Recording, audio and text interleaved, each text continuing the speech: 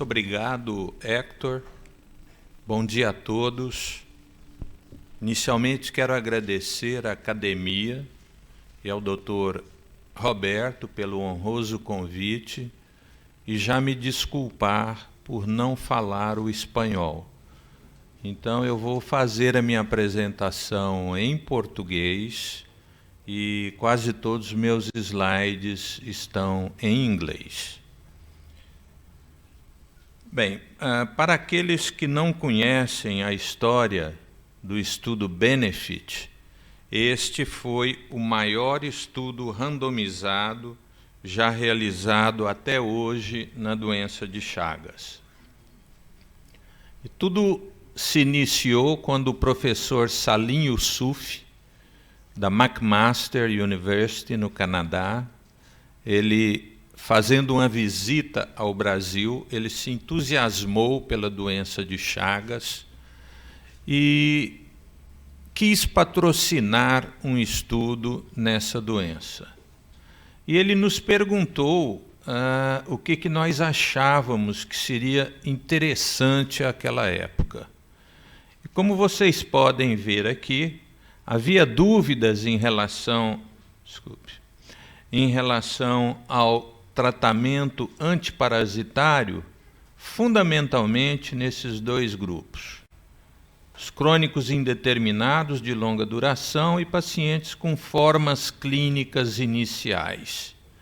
Então, numa discussão com ele, nós chegamos à conclusão de que seria de fundamental importância a gente fazer um estudo randomizado em pacientes já com cardiopatia chagásica crônica.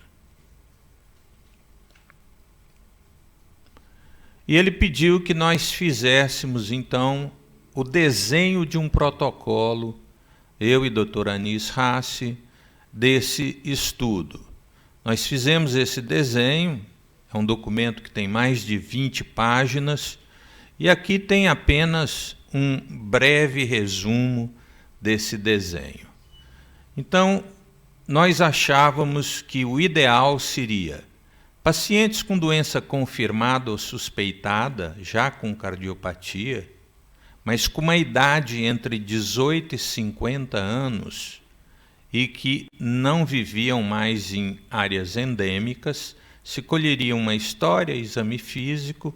Se detectasse alguma dessas alterações aqui listadas, eu não vou lê-las, esses pacientes seriam excluídos, porque são pacientes que têm pouca probabilidade de se beneficiar do tratamento antiparasitário. Caso não houvesse nenhuma dessas alterações aqui listadas, a gente consideraria incluir em um estudo antiparasitário e os pacientes seriam randomizados para benzonidazol, que é a melhor droga que nós dispomos, ou placebo. E iríamos monitorar como desfechos óbito, não apenas óbito, porque senão o N é muito grande, mas outros eventos clínicos de importância. E nenhum desfecho relacionado ao parasita deveria ser avaliado, e eu vou lhes mostrar depois por quê. Então, esse seria um estudo pragmático. A primeira coisa que a gente precisa fazer num estudo randomizado é o cálculo amostral. Isso é muito importante e é algo que não é fácil de ser feito, porque nós temos que partir como base qual que seria a taxa de eventos, e aqui estão listados os eventos, não só óbito, mas esses eventos clínicos importantes, numa população de cardiopatas que não foi tratada. Eu tinha esse material, que foi da minha tese de doutorado na USP, e que posteriormente foi publicado na revista New England Journal of Medicine, os fatores prognósticos nessa doença, onde então nós avaliamos que ao cabo de 5 anos, a probabilidade de sobrevida livre desses eventos era de 66%.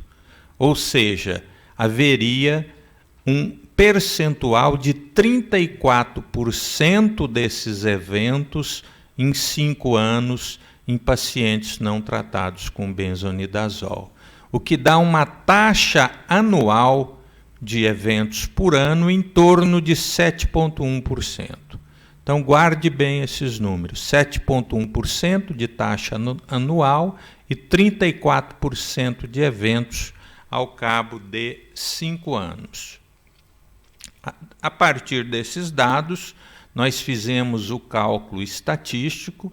O desfecho primário seria uma combinação, então, de todos esses eventos clínicos importantes, e nós partimos de uma hipótese com um poder de 90% para detectar uma redução relativa de risco de 20%, usando um alfa de 0,05 bicaudal. Então, ao invés daqueles 34% em 5 anos, como no estudo geralmente os desfechos são menores, nós baixamos para 30%. E exigindo 20% de redução relativa de risco, 20% de 30 é 6, 30 menos 6 seria cair para 24 no benzonidazol. Então, teríamos 30% de eventos ao cabo de 5 anos com placebo e esperávamos uma redução desses eventos para 24% no grupo que receberia o benzonidazol. Isso dá um número necessário para tratar, para prevenir um evento em 5 anos de 16. Nós achamos que isso seria clinicamente relevante. Se eu tratar 16 pacientes, e por que é 16?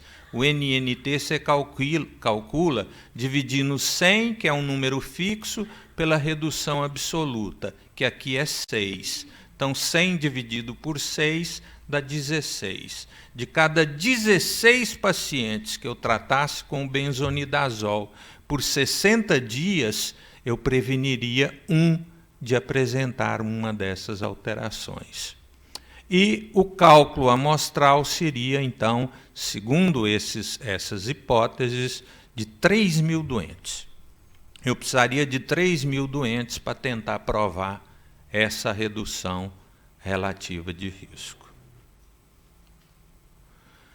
Bom, posteriormente, o pessoal da McMaster, eles fizeram algumas mudanças, inclusive nesse cálculo amostral.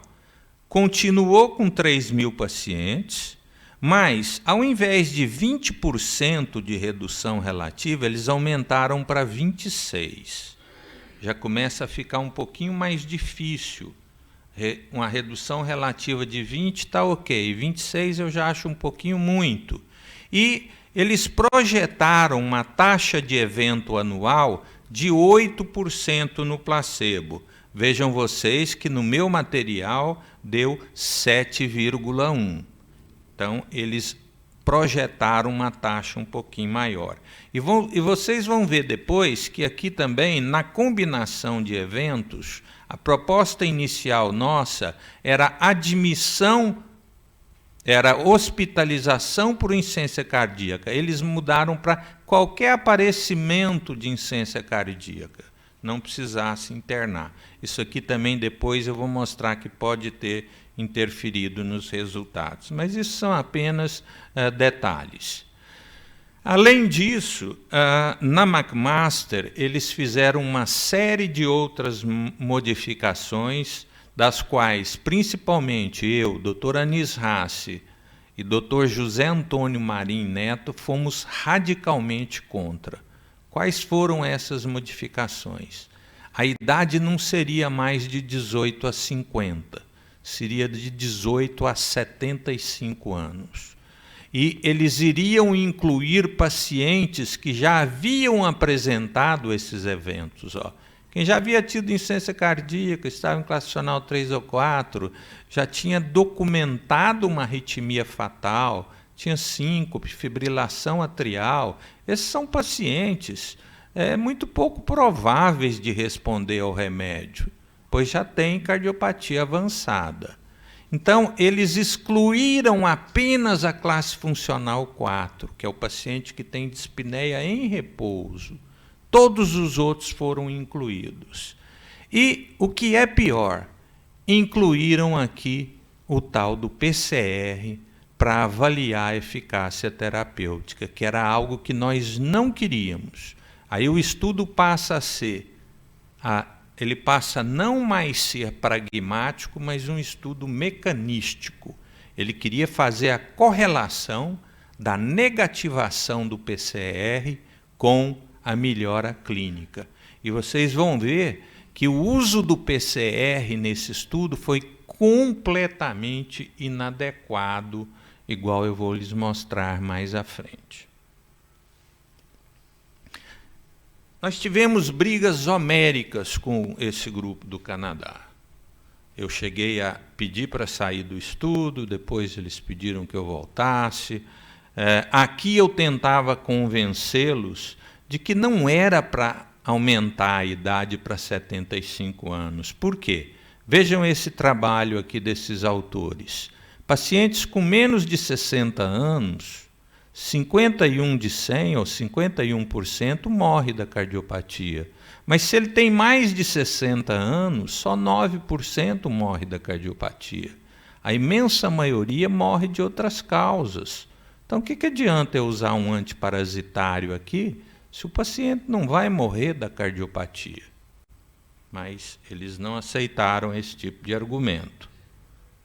Além disso, por que realizar testes de cura parasitológica? Nós, como clínicos e como cardiologistas, o que interessa para a gente é se o tratamento etiológico ele diminui a probabilidade de aparecer ou agravar as manifestações cardíacas da doença. Não me interessa o que ocorre com sorologia, o que ocorre com PCR, o que ocorre com xenodiagnóstico.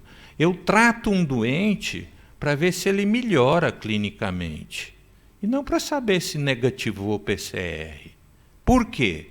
Principalmente porque um PCR negativo, após o tratamento, ele não necessariamente descarta a infecção. Resultado negativo é diferente de cura. Você fez o exame, o parasita não está lá, ele dá negativo, naquela amostra que você colheu. Além disso, quem me garante que eu preciso erradicar o parasita totalmente para eu evitar a progressão da doença? Muitas vezes eu preciso só diminuí-lo.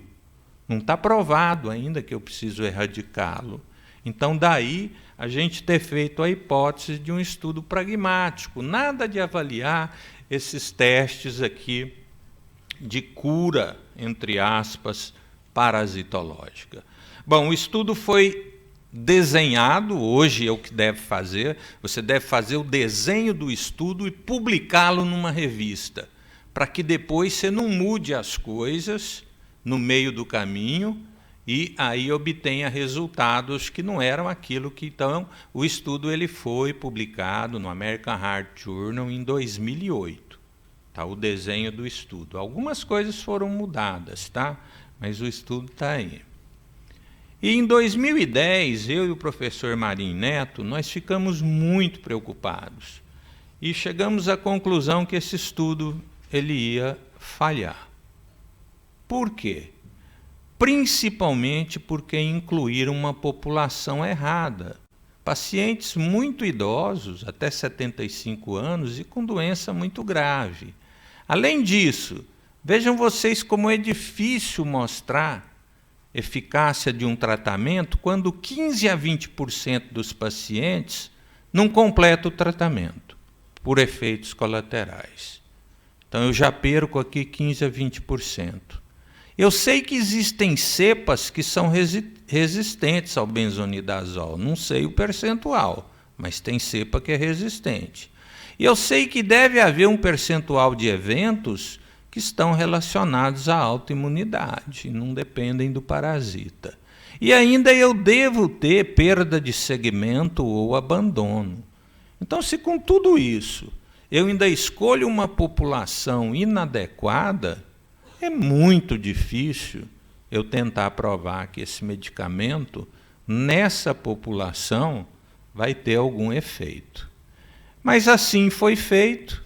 O estudo foi publicado em 2015, na melhor revista que nós temos, que é o New England Journal of Medicine, e aqui nós temos o desenho do estudo, incluímos quase 3.000, foram 2.854, com esses critérios de inclusão. O indivíduo devia ter óbito, sorologia positiva, pelo menos 2 alterações ao eletro, para a gente não ter dúvida que era Chagas mesmo, que era cardiopatia. Idade de 18 a 75, e só excluímos a classe funcional 4, o resto entrou tudo. Aqui, metade recebeu o benzonidazol nessa dose, 300 miligramas. Você não deve passar 300 miligramas por dia, tá? Se você precisar dar mais, você estende o tempo de tratamento.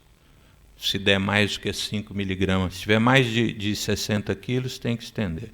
Metade recebeu placebo, e aqui os desfechos, que era uma combinação de qualquer um desses eventos clínicos importantes.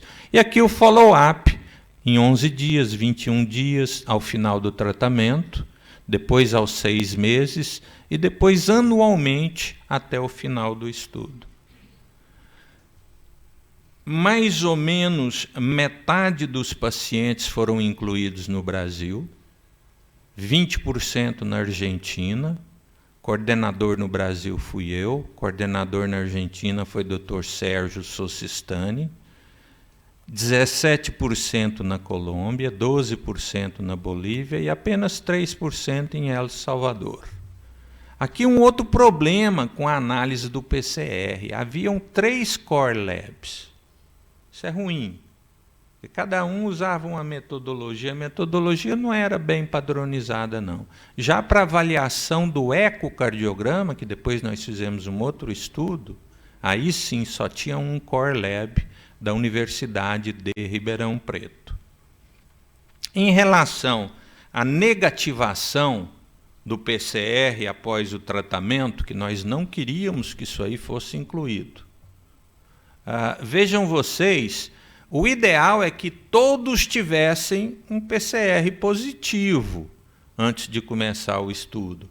Mas a sensibilidade do PCR ela é baixa. Não é aquele 100% que começou, os primeiros estudos falaram, olha, esse PCR é um mágico, tem sensibilidade 100%. Não, só 60%, mais ou menos em cada grupo, tinha um PCR positivo na entrada. 40% tinha PCR negativo. Então, esses 40% com PCR negativo já está fora, não vou analisar. Então, eu já perco dados em 40% dos doentes. Então, desses pacientes que tinham PCR positivo, ao final do tratamento, 62% no benzonidazol negativaram, contra 33% no placebo, P significativo. Com 2 anos, já vai diminuindo, 55 contra 35. E com 5 anos, diminuiu mais ainda, 46 contra 33. Vejam que estranho, vocês acham que placebo mata o parasita em 33%? Isso não faz sentido nenhum. Então é óbvio que esse método ele é falho. Segundo, vocês acham que essa diferença, apesar de ser estatisticamente significativa, tem algum valor? Se o remédio negativo em 46 e o placebo negativo em 33, isso dá um P significativo, porque eu estudei 1.000 doentes, mas isso não tem valor clínico nenhum. Eu diria que não tem praticamente diferença aqui. Isso tudo porque o método é falho, tá? Eu vou lhes mostrar logo em seguida. E aqui nós temos o desfecho final do estudo. Esse é o desfecho combinado. Houve uma redução, a gente esperava reduzir de 30 para 24. Reduziu de 29,1 para 27 na população global. Não era a redução que a gente queria, obviamente o P não foi significativo. E aqui nós temos todos os componentes do desfecho combinado. Vocês vão ver depois que todos têm uma prevalência menor no grupo benzonidazol. Isso aqui é raro, mas nenhum atingiu significância estatística, porque o intervalo de confiança cruza o valor da neutralidade, que é o 1. Então, o estudo, aqui na sua curvatorial de Kaplan-Meier, vejam vocês, há aqui uma diferença pequena a favor do benzonidazol, né, com essa redução de 29 para 27, mas o P 0,31 log rank, dizendo que essas curvas não são diferentes. Eu diria que talvez o dado mais importante desse estudo, da maneira como ele foi desenhado, é esse aqui, é dos efeitos adversos do benzonidazol. Uma droga extremamente bem tolerada. Vejam vocês que o efeito líquido, aqui é placebo, benzonidazol, só há descontinuação permanente em 10% dos doentes, considerando idosos e considerando cardiopatas graves.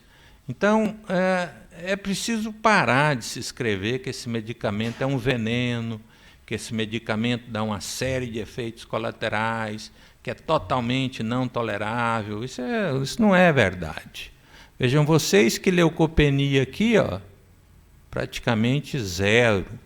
Aumento de transaminases, 5%, aumento de 2 vezes contra 1,6.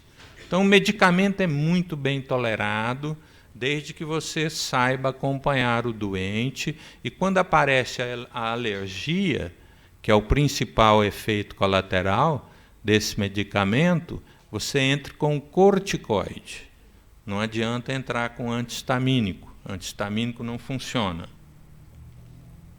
E aqui nós temos a conclusão mais estapafúrdia e esdrúxula desse estudo, dizendo que o tratamento tripanocida com benzonidazol em pacientes com cardiomiopatia estabelecida significantemente reduz a parasitemia, mas não reduz a deterioração clínica do doente após 5 anos de follow-up. Aqui ele está dizendo o seguinte: eu limpo o parasita, mas eu não altero a evolução da doença. Nós pedimos inúmeras vezes para não concluir dessa maneira. Tá certo? Depois eu explico também por que nós continuamos como coautor desse malfadado estudo. Bom, aqui nós podemos pensar em 3 alternativas. A primeira delas é o seguinte: se você mata o parasita e não muda a evolução da doença, é porque o parasita não é importante. Então, importante seria fenômenos autoimunes. E nós sabemos que isso não é verdade. O parasita já está bem documentado que ele é importante na progressão da doença. A segunda coisa seria o seguinte: esse método é muito ruim, não adianta usá-lo. Com ele, nós não vamos chegar a conclusão nenhuma, e ele nem deveria ter sido feito. E a terceira, e aí cada um analisa do jeito que quer, é que mesmo matando o parasita, que não é verdade, que vocês viram que aquela diferença é pequena aos 5 anos, o paciente já estava tão grave que não adianta mais matar o parasita. Por isso é que não houve melhora clínica. Então, cada um conclua aí da maneira que quiser. Bom, com base nesses dados, nós resolvemos, eu, Dr. Anis Rassi e Dr. Zé Antônio Marinho Neto, que éramos coautores do Benefit, escrever um artigo, que foi o artigo mais difícil de ser publicado. Ele foi rejeitado por toda a revista, porque falava mal de um estudo que nós éramos coautores. E os editores não entendiam. Ué, mas vocês são coautores do Benefit. Aí, depois de tanto, eu falei, Marim, vamos camuflar e vamos falar um pouquinho de patogenia. E lá para frente a gente fala desse Benefit. E aí conseguimos publicar nos Memórias do Instituto Oswaldo Cruz. E vários perguntam também por que é que nós entramos de coautor no estudo Benefit. Eu tinha preparado uma outra aula onde eu denunciava tudo, com e-mails, tudo que ocorreu nesse estudo. Mas eu mostrei para minha esposa, ela falou, nossa, que horror, não faz isso não. Aí eu tirei e deixei aí. Mas o que aconteceu foi o seguinte, Dr. Carlos Murilo, da Colômbia, que é o primeiro autor, e Dr. Salim Yusuf, eles submeteram um artigo à revista sem o consentimento dos coautores. Isso é fraude. Isso é má conduta em clinical trial. Então, por 2 vezes, eles fizeram isso, enquanto o estudo estava sendo discutido entre nós. Na época, eu cheguei a pedir que fosse retirado o estudo do New England, mas eu não tive apoio de ninguém. Para eu sair desse estudo, eu falei, não vou sair, porque isso foi um trabalho de 10 anos, isso fomos nós que fizemos todo o desenho do estudo, e se eu retirar meu nome desse estudo, eu fiquei como 5º coautor, depois eu perco a oportunidade de escrever esse. Como que eu vou escrever um desses, se nem eu sou autor mais? Então, isso é o motivo por que nós escrevemos isso, e alguns argentinos já me questionaram isso. Mas se você é contra tal, como é que você foi coautor e liberou? Então, a razão é exatamente essa. Nós não tivemos força, a McMaster é que patrocinou, com $5 milhões, o instituto de pesquisa deles, e todos os dados ficaram na mão deles. Eu não trouxe os e-mails aqui, porque seria meio desagradável. Mas aqui nós temos, no finalzinho a gente coloca aqui, nós vamos reexaminar e discutir os resultados do Benefit juntamente com suas limitações e implicações. E aí começa, olha, o protocolo original que nós desenhamos foi esse aqui, Idade 18 a 50, eles mudaram para 18 a 75. Nós iríamos excluir tudo isso aqui, pacientes com cardiopatia prévia, pacientes que moravam em locais infectados, ele volta lá, reinfecta, e o tratamento às vezes não tem efeito. Eles incluíram tudo. E só excluíram, nós pedimos para excluir classe 3 também. Eles só excluíram o classe 4. E mais importante se incluiu todos esses casos aqui que não deveriam ter sido incluídos, qual o percentual de pacientes que tinha já graves? Tinha em torno de 37%. E idade? A idade média foi 55, a média, bem maior do que o limite máximo de 50 anos que a gente queria. Então, uma série de doentes desses aqui são inadequados. Aí o que você pode fazer? Uma análise de subgrupo, cortando os doentes em mais de 50 e menos de 50, para ver, eles cortaram em 56. Ou você pode excluir esses doentes e ver o que aconteceu nos outros. Pedimos isso inúmeras vezes. Eles não fizeram isso. Aqui, apesar de não ter tido diferença nas características de base do estudo, nos 2 grupos, se eu pegar todos os fatores do nosso score de risco, curiosamente, todos são mais prevalentes no grupo que recebeu benzonidazol. Toda vez que você tem um desequilíbrio entre as características de base, você tem que fazer uma correção para essas diferenças. Pedimos que fizessem essas correções E eles não fizeram. Eu posso dizer que no benzonidazol não deu efeito porque tinha mais homem. Homem é um fator prognóstico. Tinha mais baixa voltagem, tinha mais arritmia, tinha mais disfunção ventricular, tinha mais classe funcional 3. Essa correção não foi feita. Aqui também é curioso, porque apesar do desfecho combinado não ter tido diferença, 29 contra 27, todos os componentes tiveram uma prevalência menor. Isso é raro num estudo randomizado. Geralmente um componente aqui dá maior aqui, o outro menor aqui, aqui maior, menor. Todos vão no mesmo sentido. Agora, óbvio que não atingiu significância estatística, mas atingiu significância estatística hospitalização por insuficiência cardíaca, por causa cardiovascular. Aqui o P foi de 0,03. Então, o benzonidazol ele diminui o número de hospitalização cardiovascular, que na nossa proposta inicial estava no desfecho combinado. Deu tudo errado. Se isso aqui tivesse sido incluído, talvez pudesse mudar os resultados, tá certo? Mas isso aqui é uma análise post-hoc que não tem valor por ter sido post-hoc. Agora, muitos trials em insuficiência cardíaca, só porque o medicamento reduz a hospitalização, ele introduz aquele medicamento na prática clínica.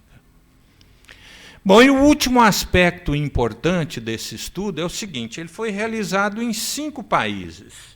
Brasil, Colômbia, El Salvador, Argentina e Bolívia. Aí vem a pergunta: será que há diferença nesses países em relação ao tratamento? Porque nós sabemos que existem diferenças com relação a cepas. Tipo, El Salvador e Colômbia predomina o T-Cruze 1. Brasil predomina o T-Cruze 2. E Argentina e Chile predominam o 5 e 6. E essa revisão que foi feita por esses autores falam que a descoberta de uma nova droga, ou uma antiga, deve considerar a cepa. Então, nós tivemos a ideia de fazer o seguinte: vamos agrupar os países de acordo com a cepa mais prevalente, apesar de não ter sido feito genotipagem. Então, agrupamos Brasil, cepa 2, contra El Salvador e Colômbia, cepa 1, contra Argentina e Bolívia, cepa 5 e 6. E vamos ver o resultado. Aí alguém pode perguntar, mas por que não fez país a país? Porque tinha um número muito pequeno de doentes. El Salvador não tinha quase ninguém, Bolívia tinha pouco. Aí não dá eventualmente alguma diferença estatística. Mas eles têm os dados de país por país. Mas isso foi uma sugestão minha e do Sérgio. Vamos agrupar os pacientes dessa maneira para ver o resultado. Bom, antes disso, em relação ao prognóstico, quando nós fizemos essa separação de Argentina e Bolívia, Colômbia e El Salvador contra Brasil, aqui nós temos a prevalência dos eventos combinados no grupo que recebeu o placebo. E o que a gente encontrou? Poxa, o critério de inclusão era um critério muito rígido. Por que é que há essa diferença de eventos num protocolo bem rígido? Por exemplo, na Argentina com a Bolívia, teve muito pouco evento. Será que foi seleção de pacientes, diferença nos cuidados, diferença na gravidade da cardiopatia, avaliação de desfechos não foi adequada, houve violação de protocolo, porque o estudo Benefit não teve, igual aqueles estudos de indústria, não teve uma monitoração no local. Na Colômbia e em El Salvador, um pouquinho mais de eventos. Só no Brasil, que sim, no Brasil o número de eventos foi bastante semelhante àquele calculado na minha tese de doutorado. Então, aqui nós já vamos ter um problema grave. Qual que é o problema? Esse estudo não tem poder para detectar alteração entre os dois tratamentos. Não tem poder por quê?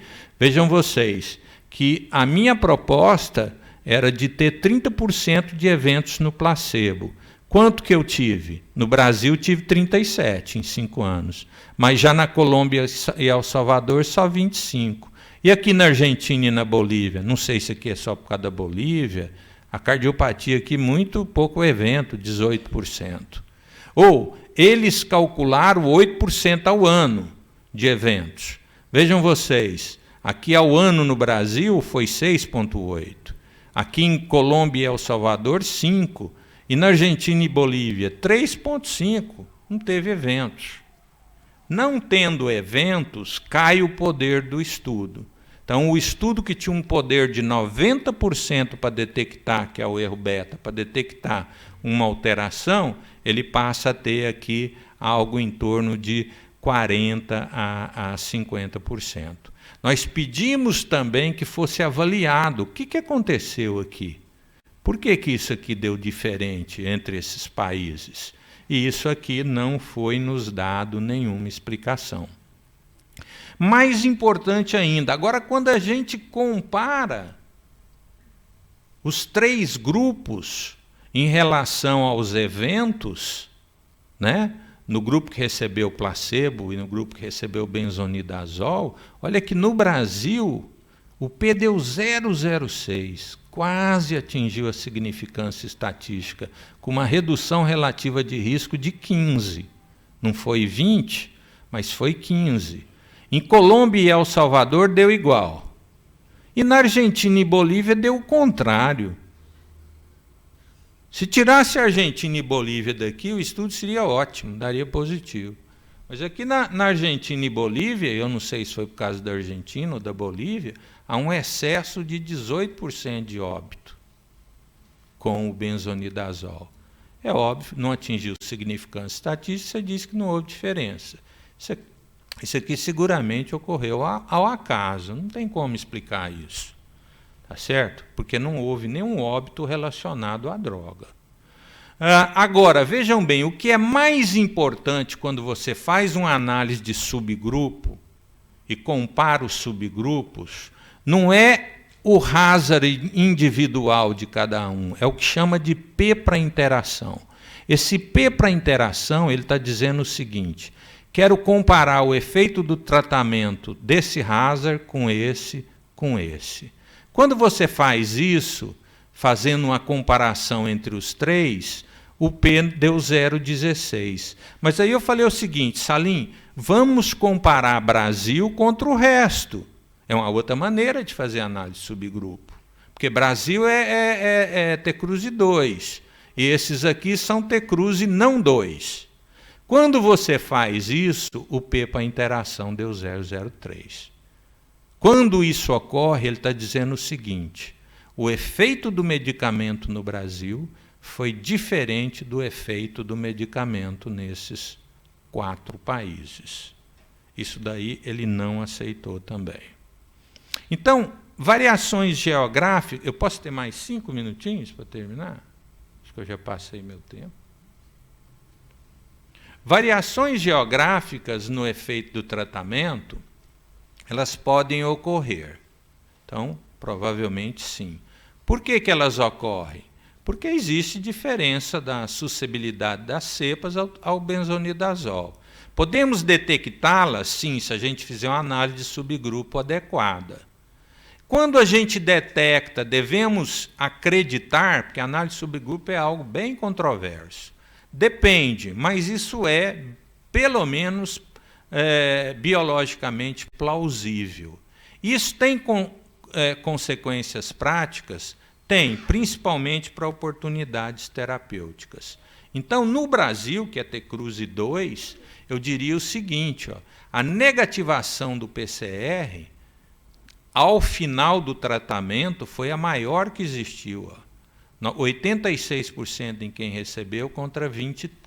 Dá um NNT de 2. De cada 2 doentes que eu trato, eu negativo em 1. E em relação a desfechos clínicos, caiu de 37,6 para 33,2, é uma redução absoluta de 4,4. 100 dividido por 4,4 dá um NNT de 22, muito próximo do 16, que era o nosso cálculo inicial. Então, eu diria que no Brasil, com base nesses dados, nós recomendamos usar o benzonidazol para todos os brasileiros com cardiopatia chagásica crônica.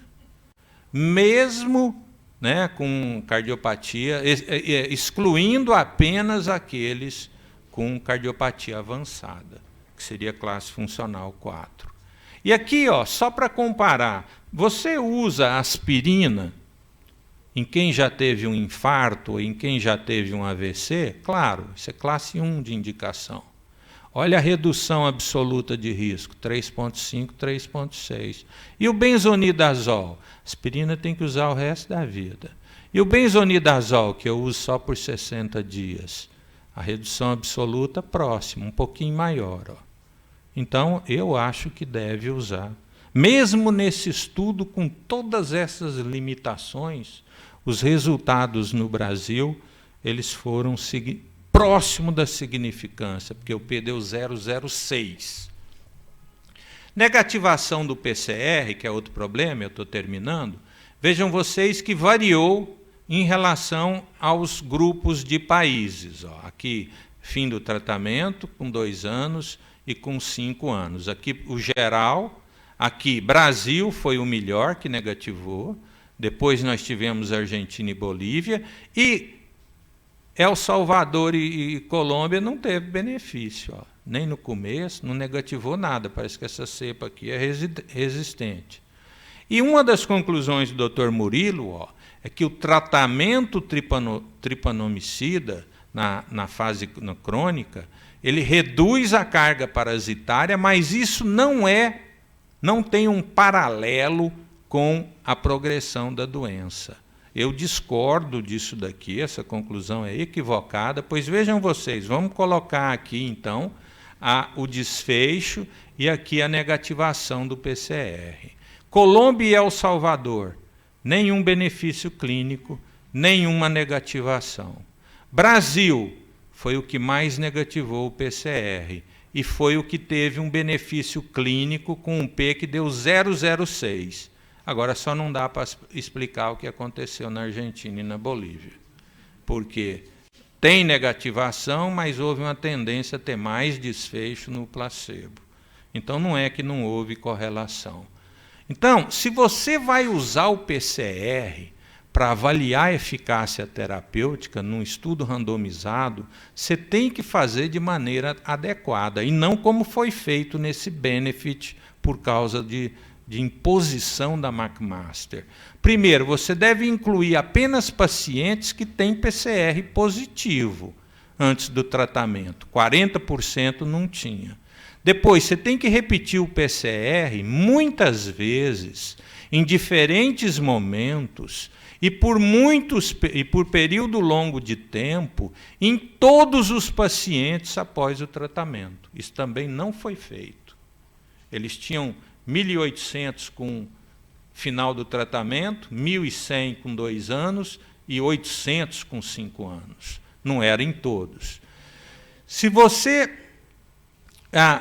deve usar como desfecho a falha terapêutica, ou seja, o PCR positivo após o tratamento, e não a negativação dele, que aí é fracasso terapêutico. Agora, se você vai usar a negativação como desfecho, igual eles usaram, considera apenas os resultados que são consistentemente negativos. Ele tinha que ser negativo no final do tratamento, com 2 anos e com 5 anos. Mas eles usaram apenas flashes, momentos. Por exemplo, se com 2 anos foi negativo, ele ficou esse paciente considerado negativação. Se com 5 anos deu positivo, ele passou para ser positivo. Isso é um absurdo. E você deve usar o PCR quantitativo, o real time.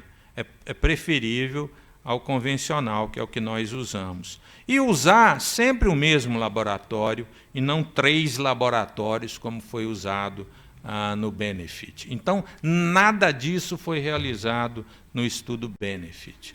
Além disso, se você quer avaliar mecanisticamente, se você quer investigar que existe associação entre supressão da carga parasitária e progressão da doença, a progressão da doença tem que ser comparado apenas em quem negativou o PCR. Lógico, se não negativou é porque foi fracasso. E se eu quero ver que eu matando o parasita eu melhoro a evolução, eu tenho que avaliar só em quem eu matei o parasita. Então, isso aqui não faz sentido nenhum, essa é uma conclusão muito equivocada. E concluindo, então, eu diria que precisamos urgentemente de avaliar o que ocorreu no Benefit em relação ao Brasil e outros países. Isso aqui pedimos N vezes, não temos acesso ao banco de dados, e eles se recusam a nos mostrar. E tem uma série de limitações relacionadas ao PCR no estudo Benefit, e por causa disso, qualquer resultado não deve levar em consideração inferências causais ou decisões terapêuticas. No Brasil, então, não, isso aqui é o geral, onde nós tínhamos essa divisão para tratamento, ou não, tá certo? Seria aqui para forma indeterminada maior que 50 anos e para forma cardíaca maior que 50 anos opcional, nos outros todos estariam indicados. Eu diria que no Brasil nós passamos aqui tudo para usualmente indicado. Muito obrigado.